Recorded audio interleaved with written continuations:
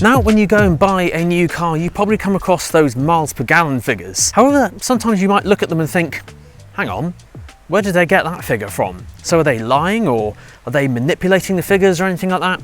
Well, no, but it's important to know about these two different types of tests which affect them. Here's a little video about it.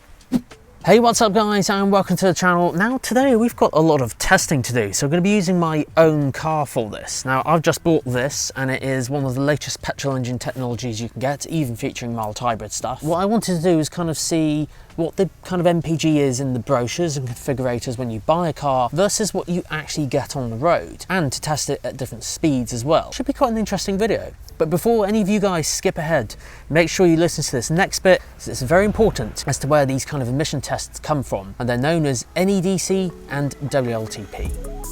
Now, NEDC was actually introduced in the 1980s and stands for the New European Driving Cycle. And although it's not used too much today, it was actually good at the time and really did serve a purpose. Basically, its whole goal was an independent body testing cars and just seeing what the best MPG and of course the emissions that they produce in the process of doing that test. So basically, when you go shopping, you can kind of compare all these different miles per gallons of these cars, kind of make a uniform decision based on that. The one drawback of that test is that they weren't accurate. So you actually had to take off 15 or 20% off the actual thing you see in brochures and things like that to actually see what you could get, which of course confused a few people and was just a bit misleading. So enter WLTP.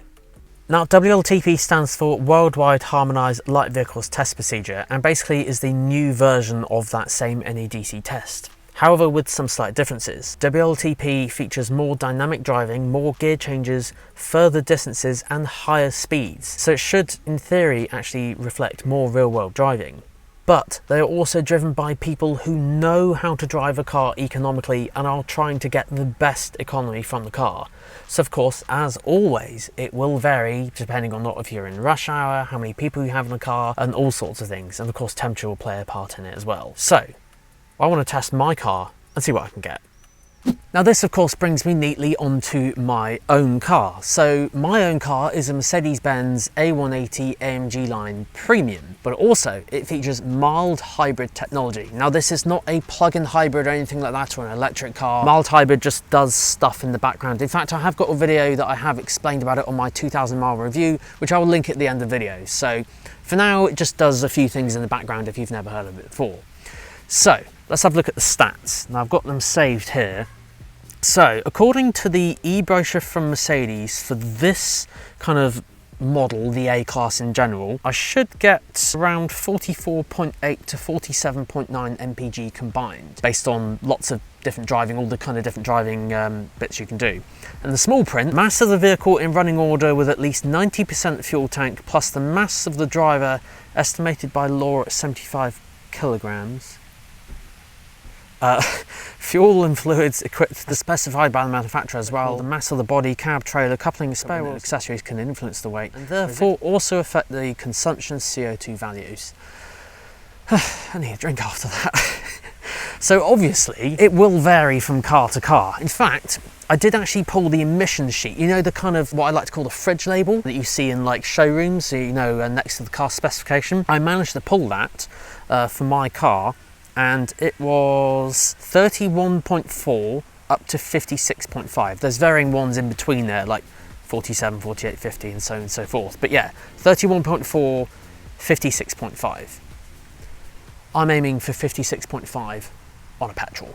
Now I should add, in today's test, I'm going to travel 4 to 6 miles, ideally 5, for each small section with varying levels of traffic. So first is urban environments, typically with more traffic but not rush hour, driving to the faster roads. And then a 40 mile per hour test, 50, 60 and 70. And I want to record what the kind of average MPG would be at each of those speeds, if you stayed at the same constant speed, but with an added roundabout, traffic and a junction here and there. Now this isn't the most scientific test, that's of course WLTP, but I'm just trying to see what my car will actually achieve on the road.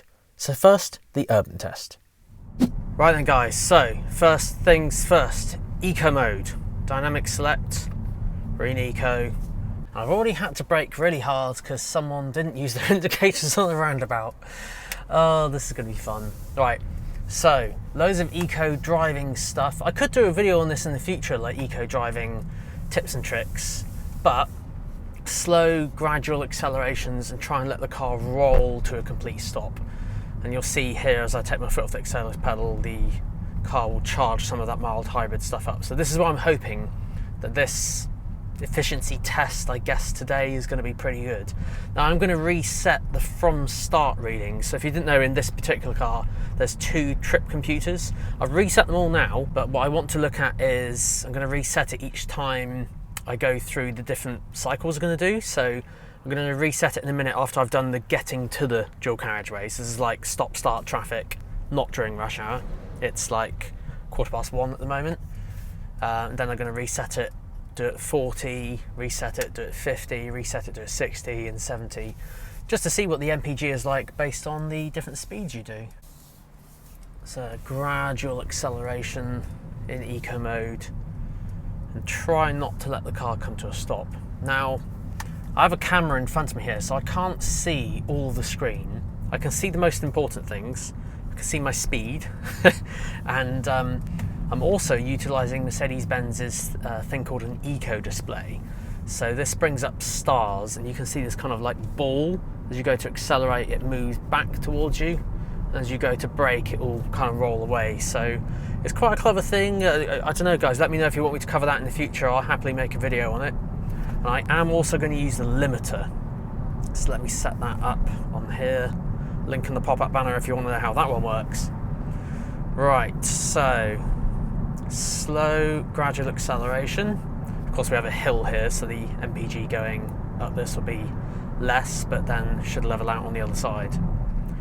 So yeah, we'll see what the MPG looks like getting to the bit where I'm going to do 40 miles an hour, 50 miles an hour, 60 miles an hour, and we'll see what it's like. So I'm going to take my foot off the accelerator pedal here, because there's a roundabout coming up. The engine will cut out, because it's quite clever how this mild hybrid stuff works. I'm hoping we don't really need to touch the brake pedal. Oh yes, keep the car rolling. It's the stop-start stuff that kills MPG, and that's why rush hour is a really bad time to measure any form of MPG, or even in urban and built-up environments in the first place. So country driving is better and less built-up areas. Right, let's have a look, see how we're doing at the moment. So we're going down the hill here, so let me just find the right display. From start, 38.7. Cool. I mean, that's not bad, really. Actually, I think it's actually quite good, considering I've come from a built-up area and now we're on the higher speed roads. 40 now. And it's pretty good, really, to be fair. Obviously, if it was rush hour, it would be way less. Okay, well, let's put it back on my eco display. There we go. Build up those stars. I can't remember what happens when you go to 5 stars. I remember on... Oh, I've got 4 stars now. Anyone who's not into eco driving is just like, Nick, what are you doing? But honestly, it actually helps, because I think certainly this brand, Mercedes, where they kind of design the eco display, you are rewarded for driving economically. And if you accelerate hard, that ball goes red, so it like kind of gets angry at you. Look at that, the traffic lights are working in my favour today. Sailing through. Right, adjust that limiter to 30. Well, when we get to the next available place to stop, we'll take a look at the efficiency readings for that. I'll jot it down, and we'll have a table at the end with everything all in one place. And up here somewhere I'll stop, and then we'll do the 40 test.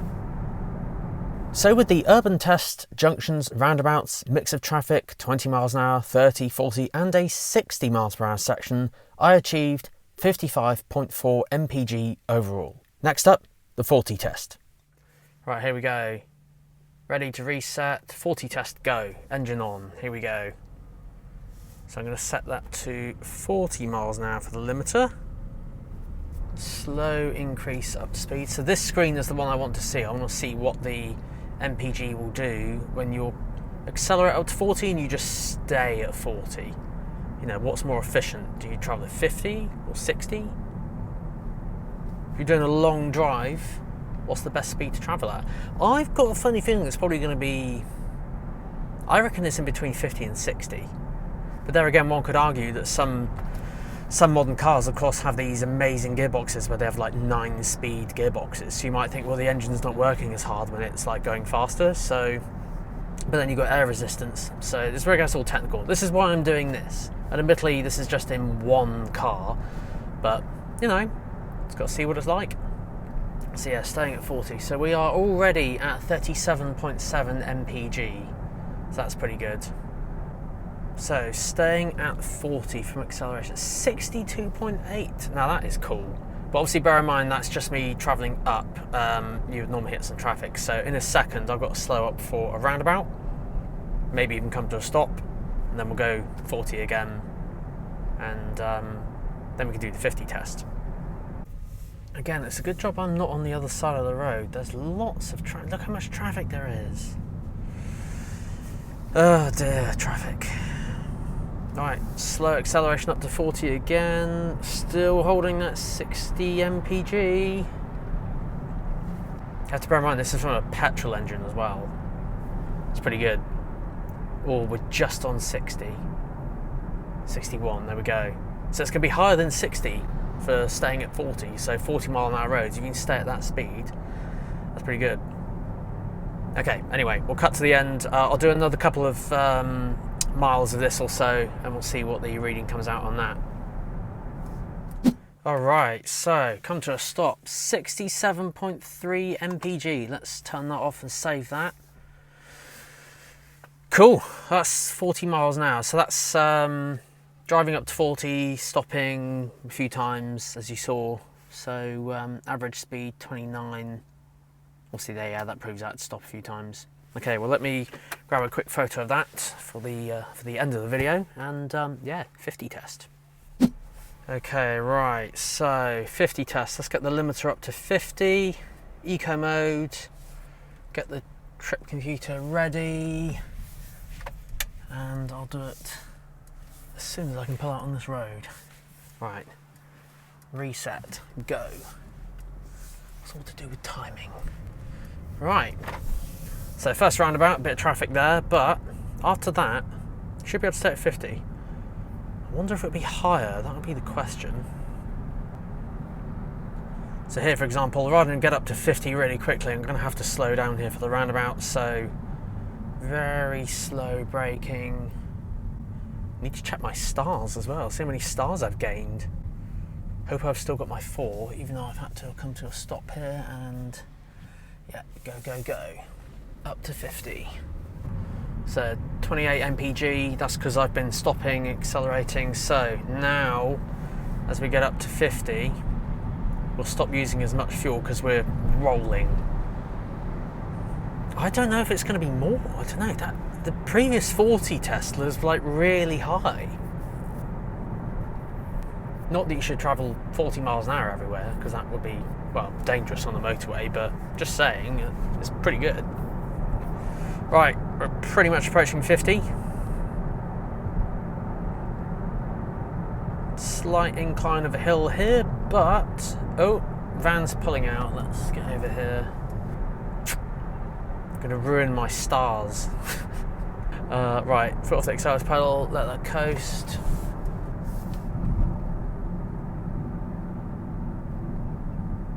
What are we on now? 48.7. Well, this next bit, unless there's traffic, there won't be any more roundabouts. So this is obviously just factoring a bit of realism from the test before. So, here we go. Slowly up to 50.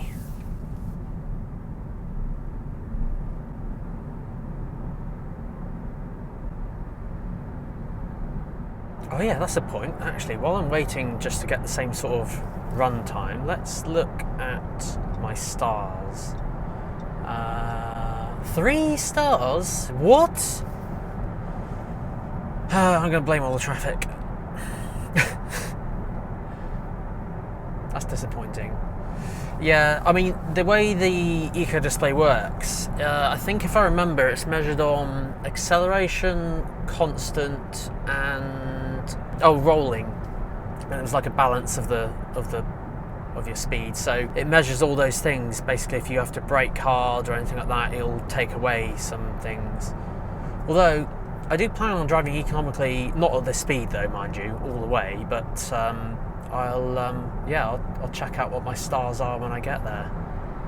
From start, we're on 60. Yes, I knew that would shoot up. But is it going to be more than 40 though? That's the question. So at the end of the 50 mile per hour run, 55.4 mpg is what I got for the 50 mile per hour test with the roundabouts, but I also did a test which excluded the roundabouts just for fun. And it shoots up to 67 miles per gallon if you come down to the lower speeds only a couple of times and without a hill. So multiple times accelerating up to cruising speed make a huge difference. Okay, and the trip reading reset. Here we go. Going to 60. So again, this one will be slightly worse MPG accelerating because obviously you're getting up to speed, but it'll be interesting to see what this one will be like. Is it more economical to travel at 60?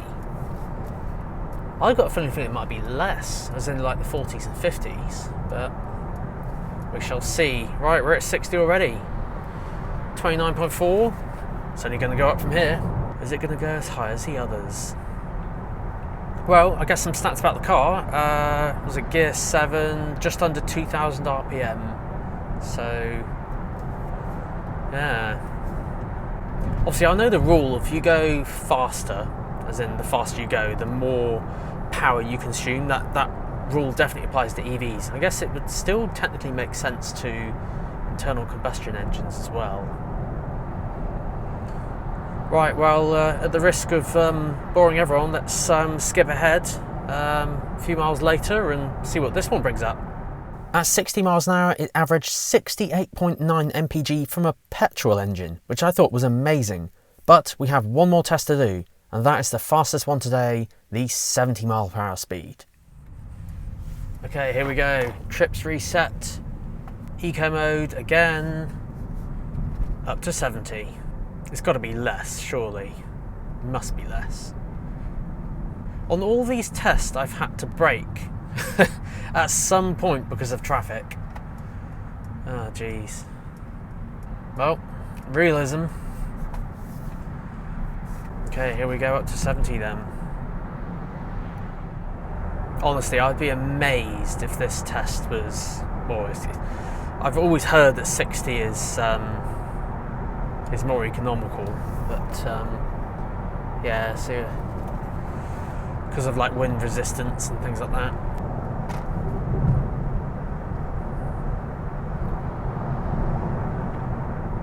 Oh, that's just dangerous, honestly. You're not going to be getting good MPG.